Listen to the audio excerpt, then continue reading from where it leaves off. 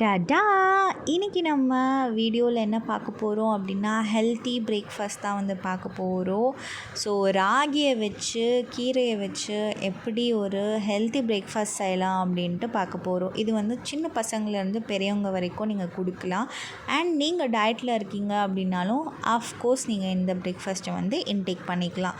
So அதுக்கு நான் என்ன எடுத்திருக்கேன் அப்படின்னு பார்த்தீங்கன்னா, சிறுகீரை தான் எடுத்திருக்கேன். ஸோ சிறுகீரையை நல்லா வாஷ் பண்ணிவிட்டு இந்த மாதிரி நல்லா ஃபைன் சாப் பண்ணிவிடுங்க. இதுக்கு ஒரு ஃபைன் சாப்டு ஆனியன்ஸ் வந்து வேணும்.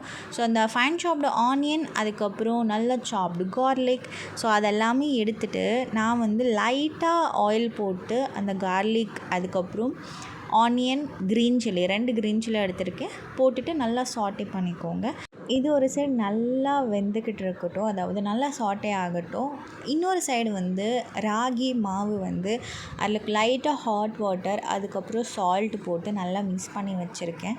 ஸோ அது வந்து நம்ம கொல்கட்டை செய்வோம் இல்லையா, ஸோ அந்த மாதிரி வந்து நம்ம பிடிச்சி வச்சுக்கலாம். ஸோ இந்த மாதிரி ஷேப்பில் தான் அது வரும்.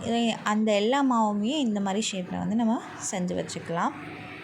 இது வந்து நீங்கள் ராகி மாவுன்ட்டு இல்லை, அரிசி மாவுலையுமே வந்து நீங்கள் செய்யலாம். ஸோ பச்சரிசி மாவு இருக்கும் இல்லையா, ஸோ அதுலேயுமே வந்து நீங்கள் இந்த மாதிரி செய்யலாம். ஸோ அந்த வெங்காயம் நல்லா வதங்கினதுக்கப்புறம் நம்ம சாப் பண்ணி வச்சுருக்கிற அந்த கீரையை வந்து நம்ம போட்டுடலாம். ஸோ இது வந்து நீங்கள் பிரேக்ஃபாஸ்ட்டுக்கு மட்டும் இல்லாமல் நீங்கள் ஸ்நாக்ஸாக கூட வந்து இன்டேக் பண்ணிக்கலாம். அந்த கீரையை நல்லா சாட்டே பண்ணிக்கிட்டு நம்ம வந்து அந்த கீரை டிப் ஆகிற வரைக்கும் நம்ம தண்ணியை வந்து ஆட் பண்ணிக்கிட்டு, அந்த தண்ணி நல்லா கொதித்து வந்ததும் நம்ம அந்த கொல்கட்டை மாதிரி செஞ்சு வச்சுருக்கிற ராகி மாவை வந்து எடுத்து இதில் அப்படியே போட்டுடலாம்.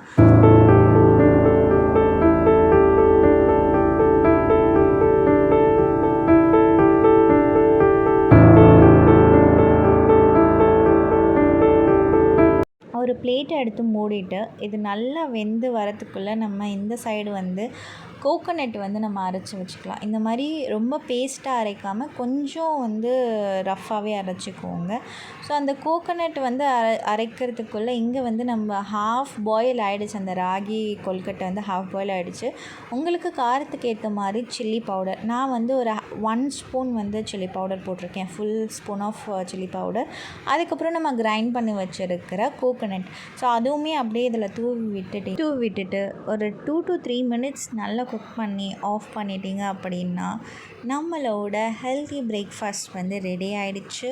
ஸோ இது வந்து நீங்கள் பிரேக்ஃபாஸ்ட்டாகவும் சாப்பிட்டுக்கலாம், ஸ்நாக்ஸாகவும் சாப்பிட்டுக்கலாம். நான் இன்றைக்கி இது பிரேக்ஃபாஸ்ட்டாக தான் சாப்பிட்டேன். ரிச் பிரேக்ஃபாஸ்ட் அப்படின்னே சொல்லலாம், அண்ட் ஹெல்த்தி பிரேக்ஃபாஸ்ட் அப்படின்னே சொல்லலாம். ஸோ கண்டிப்பாக ட்ரை பண்ணி பார்த்துட்டு கமெண்ட் பண்ணுங்கள். For more videos subscribe my daily channel. Thanks for வாட்சிங். பாய்.